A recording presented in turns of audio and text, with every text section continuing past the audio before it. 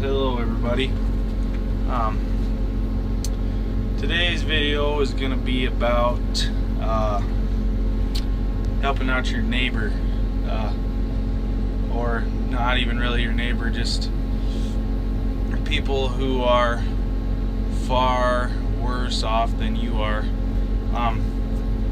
Yesterday,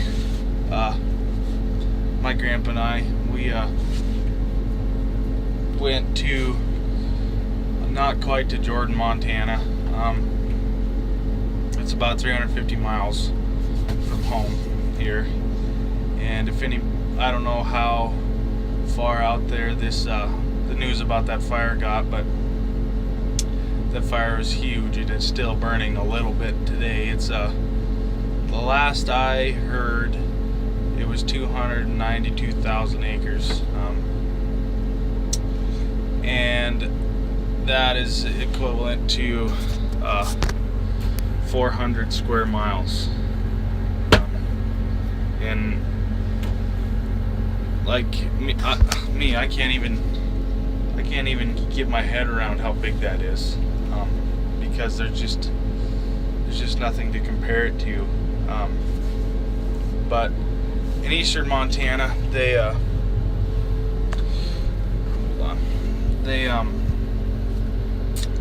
it takes a lot more land to run a cow than it does here. Not that here doesn't take a lot, but those ranches out there, they're a lot bigger than most of these ones out here. And there's ranches with 2,000 head of cows who that fire burned every single blade of grass that they had. One guy lost 40 sections, and he owned 60 sections, so he still has a little bit. But I mean, there's places out there that no grass, no nothing, and it was so dry this spring that everything out there is dry land too.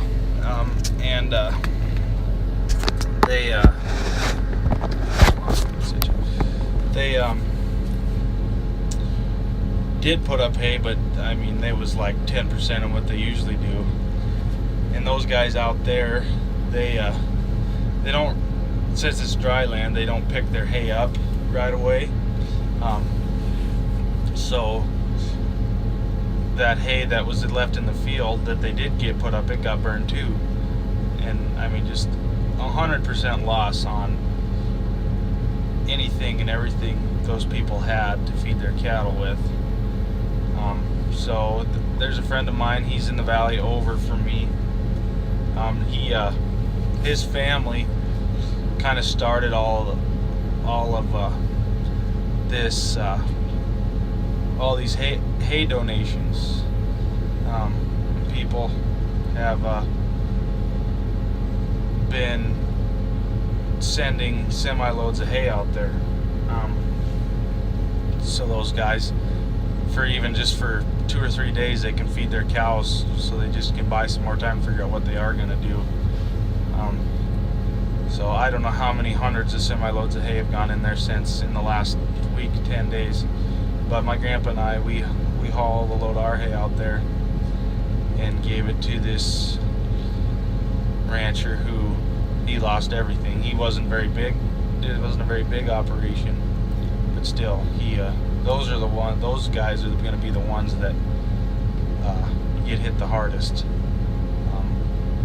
But he couldn't have been more appreciative of what we were doing for him, and I don't really even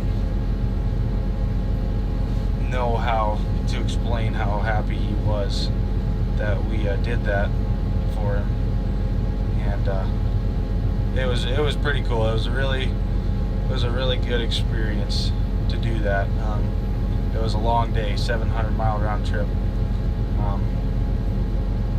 But yeah, I took a little bit of a video of his place, and right where his house is, there was like 40 acres that didn't get burned right around his house. For some reason, it didn't get burned. So he was was really, really lucky there. But yeah, so I'll show you. I took a little bit of a video, a couple videos actually. One video I just took driving in there, and the other one was when we were unloading. So I will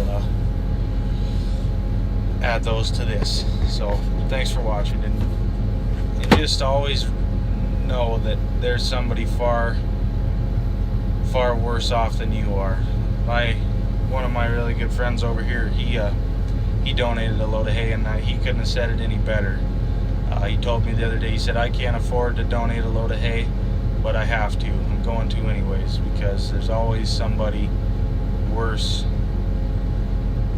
off than I am. So just be grateful for what you have and help the people who need help, because when push comes to shove and something happens to you like that, you know that they'll be there to help you. So thanks for watching. So this is where I'm unloading at. You can see it burned everything up in there. Almost got her unloaded.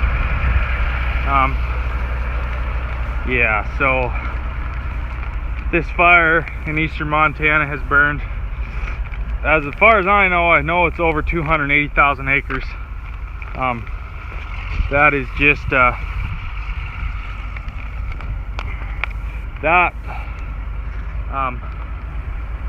that out yesterday, or a couple days ago maybe even, so it could be over 300 now, but they also had 85% containment on it. But this guy right here, he just lives right over there. Right over there. He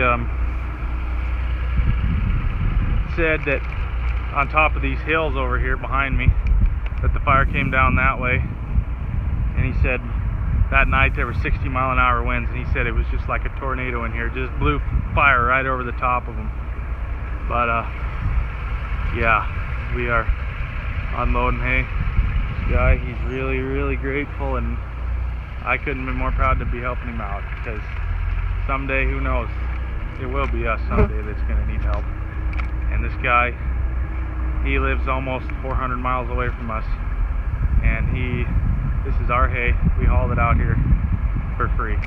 Didn't charge him any for the trucking or any for the haying. We donated it all, because that's what neighbors do, even if you don't know your neighbor. And he lives 400 miles away. There's somebody who is always worse off than you, and you just got to do whatever you can to help them, because they do the same for you.